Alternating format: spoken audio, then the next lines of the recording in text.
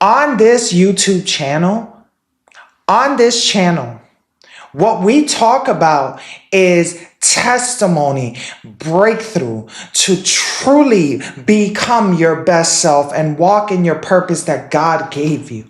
As we are all here for a reason and we all have a purpose. Today, I wanted to talk about, kind of the current journey that I'm on and, a little bit of a backstory of what I've been through and how I've gotten through many things, the healthy ways and the unhealthy ways. So some of you guys that are new to my channel, I was an addict for a few years of my life. And I've been in recovery for over 8 years. I'm not sitting here counting because once you get to freedom, there gets to a point where you just know that that's not who you are anymore. But I wanted to kind of speak a little bit about that journey. And it's because I realized that I had unhealthy coping mechanisms, right? I had unhealthy coping methods, and those coping methods at one point became the happiness in my life. It became the freedom in my life. It became the breakthrough that I thought was a breakthrough, but it was just a cycle, right? So to keep the story short, at the age of 15, 16 years old, I started smoking nicotine cigarettes. And that's been quite a battle for many years, since the age of 15. So we could think over 15 years of a tobacco battle. And when I was in high school, my senior year of high school was the first time that I smoked Mary Jane. Some people call it trees. And that was definitely a gateway drug, right? So they say that Mary Jane and smoking is a gateway drug, and I can say from my life that it was. So I had to be able to kind of, the way, I guess, for me to say it like this, the way that I was able to break addiction was by replacing. So I never actually really broke addiction in my life until recently. And that's not an easy thing to say, right? I broke the drug addiction in my early 20s, but I replaced that with liquor. And I was an alcoholic, straight vodka, rum, whiskey, for a few years after that. And then my mother passed away and I stopped drinking liquor. But then I went to marijuana. And from marijuana, I went to cigarettes and cigars. So I did what's called replacement recovery, replacement therapy. But I noticed that there was a pattern, and the pattern involved taking one coping method, getting rid of that coping method, and getting another coping method. And although I broke the cycle of drugs, I broke the cycle of alcohol and liquor throughout the years, right? So this has been a process for many years. One of the toughest things that I had a difficult time dropping was cigarettes, tobacco, cigars, Black and Mild. So although I didn't smoke weed anymore, although I didn't have liquor anymore, although I let go of the beers and the wine and the twisted teas, although I let go of the drugs many years ago, I kept leaning on something else to deal with my coping mechanisms. And I really wanted to talk about today, the focus is really not having, what do you do when you no longer have those coping mechanisms to deal with, right? Whatever your coping mechanism may be, maybe it's shopping, maybe it's binge watching TV, maybe it's eating a lot of pizza. I don't know, right? Whatever your coping mechanism is, maybe it's going to the gym. I don't know. But there's healthy coping mechanisms and there are unhealthy. And the ones that I chose for my life were unhealthy coping mechanisms. So As of the last 27 days, I have been completely non-smoking of any nicotine products. There's no vapes, there's no cigars, there's no cigarettes. And I'm going to be honest, I've been trying to let go of the nicotine addiction for over 7 years. It's been like 7 to 8 years. I quit before, but then I started again during the pandemic, like shortly before that. And I've been trying to quit smoking cigarettes and the Black and Milds for years.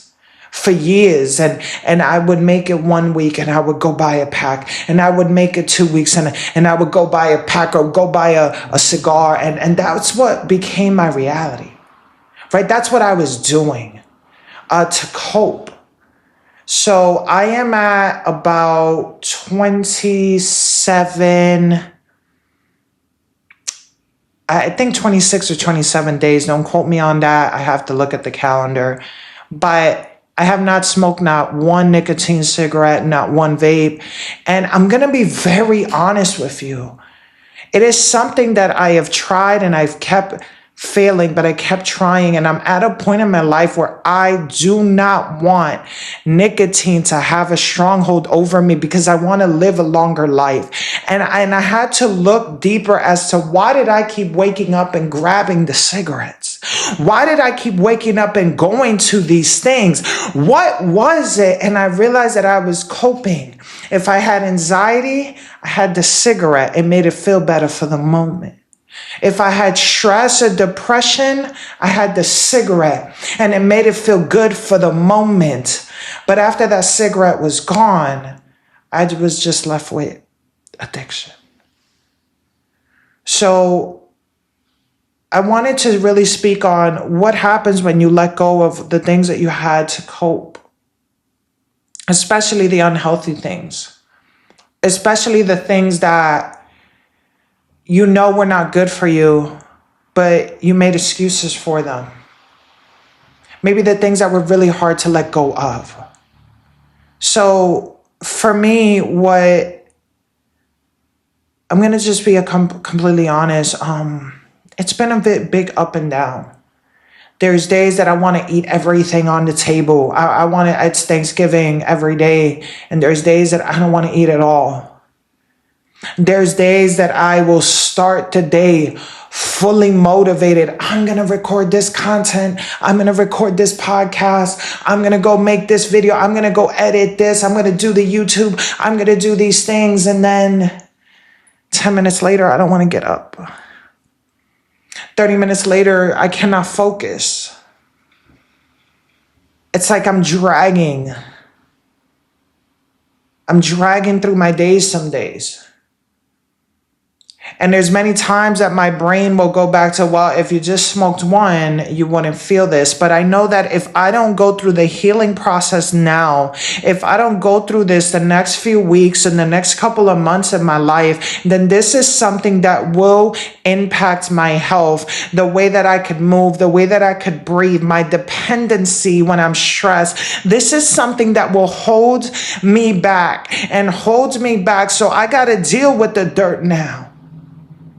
Or I could just go and buy a pack.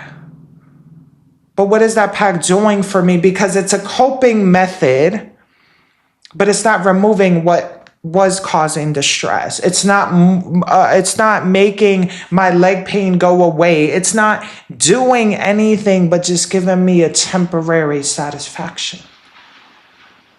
And I want to speak to you guys, because healing is not something that is linear. Healing, you don't just wake up and say, I'm going to heal from whatever it is, addiction, insecurity, stress, depression, anxiety, lack of focus, lack of consistency, health, fitness, whatever. I'm not going to just wake up. And it doesn't work like that. You don't just wake up and say, I'm going to heal, and then you heal. You see, it's up to you to choose to heal you every single day. It is up to you to look at the storms that come, to look at the battles that come, and stand up and say, I'm doing this for me, not anybody else. I'm doing this for the best of me because I want more for me than anything or anyone else. And once you choose that in those storms, I remind myself, greater that is in him, right? In Christ, greater that is in him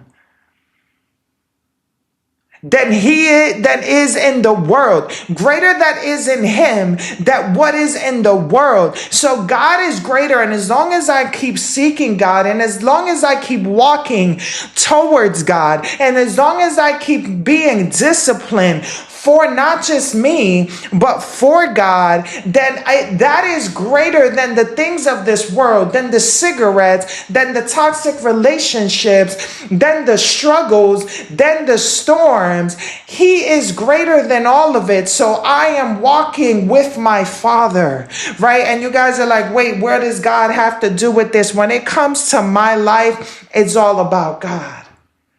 Because I didn't put those cigarettes down because I wanted to.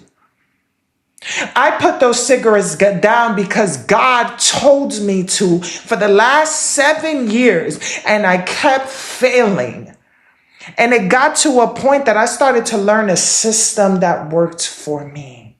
Right? The coping methods was not helping anything. So I started to say, okay, instead of the cigarette, let me praise. Instead of the cigarette, let me pray. Instead of the vape, let me sing. Instead of the stress, let me lean and surrender onto him. Let me speak positive over me. Because I'm going to be honest with you, healing is not easy. And you're going to have moments that you are going to want to completely give up. You are going to have times that you are just going to be like, why am I even trying? Is it worth all of this? And I think about, if I go through the storm now, and if I go through the difficult moments now, and if I could stand past this obstacle and this storm, then I know that I will be standing and free, standing and better. Because the truth is that when you are coping, and you don't have healthy things to cope with you, to cope through it, you will lean on that alcohol. And you will lean on that shopping addiction. And you will lean on the liquor. And you will lean on the things that bring you down, but they bring you up for a moment. And I got tired of leaning on things that were not freeing me of anything. But I just want to be honest for the person listening today. I don't know what the struggle is that you're going through. I don't know what it is that you've been running from. But if you make the decision to heal, it's not just a hashtag. Healing is a choice. Healing is a choice. And the choice is it for you? Is it for the best version of you? Because if I don't have the best version of me, I can't pour out the fruit that's meant to come out of me. If I don't have the best version of me, I can't stand and stay firm in the things that I believe. If I don't have the best version of me, I cannot get a bad report and stand strong knowing that God got me. Because I will fall into my own understanding and my own resolution. And how do I solve this problem? When some problems are not meant for us to solve, but we're solving it with things that don't serve us. Some problems are meant to be solved by the one above that created us, that gave us the tool through the battles. But I was a person that kept trying to figure out how to solve these problems. And it was through cigarettes. And at one point it was through drugs, and it was through liquor, and it was through alcohol. So I'm happy to say that I'm at day 25 to 27, one of those, right? And I know that these tough moments and the devil getting in my head, oh, just one pack, I've refused to fall back into that. I've been fighting this for 7 years, and this is the last year that nicotine will have a hold over me. This is the last year of my life that anything negative will have a hold over me, because I know the strength that I have, because you made it this far, and you made it this far for a reason. You made it through the things that were meant to destroy you for a reason. So there is no addiction and no anxiety and no stress and no depression that can sit there and hold you back unless you allow it. And I know, King and Queen, that you have overcome things that were meant to hold you down and keep you down, and you were still standing and rising. So I know, because of these things, that you can get through anything. But I didn't get through anything by myself. God is my Father. Jesus is my Lord and Savior. And I go to God through the good and the bad, through the tears and everything. But I was going to things that were not God, because I was trying to solve and fix everything. I think the biggest thing before we end this podcast today is, as long as you believe and you start to take the steps, and 3, you stay taking the steps, eventually you will be free. Believe, take the steps, keep taking the steps, and eventually you will be free. It's been 7 years of failures, but I figured out, in those 7 years, I figured out what and how to prevent the triggers, how to avoid the situations to relapse, what to tell myself in those times that the cravings come strong, right? And this isn't the only thing that you can apply to your life, is the addiction. The real conclusion on this is, how much do you believe? How many times are you going to fail and learn from those failures and keep getting up? How much are you going to try? And how much do you know that you can do it? Because if you know that you can do it, eventually you will do it. But it will never happen if you just keep going to the things to cope instead of facing the things with hope. If you keep going to the things to cope instead of facing the things with hope, facing the things with faith, and letting God's grace lead your way, you will get freedom. And you guys watch, 6 months from now, I won't be going through any of this. But it took 7 years. With that being said, as I always like to say, I love you. I believe in you. Your past doesn't need to define you. And you could do anything you set your mind to. God bless you, Resilient Warriors. Take a moment, like, comment, and subscribe to this YouTube channel so this message could reach those that need the inspiration, that are looking to break through and break free. And leave a comment. We are trying to grow this channel to 500 subscribers, and I cannot do that without you guys. You guys pushing those buttons pushes this out onto the algorithm. Have a blessed day. Break the chains, walk in peace, let fear fade.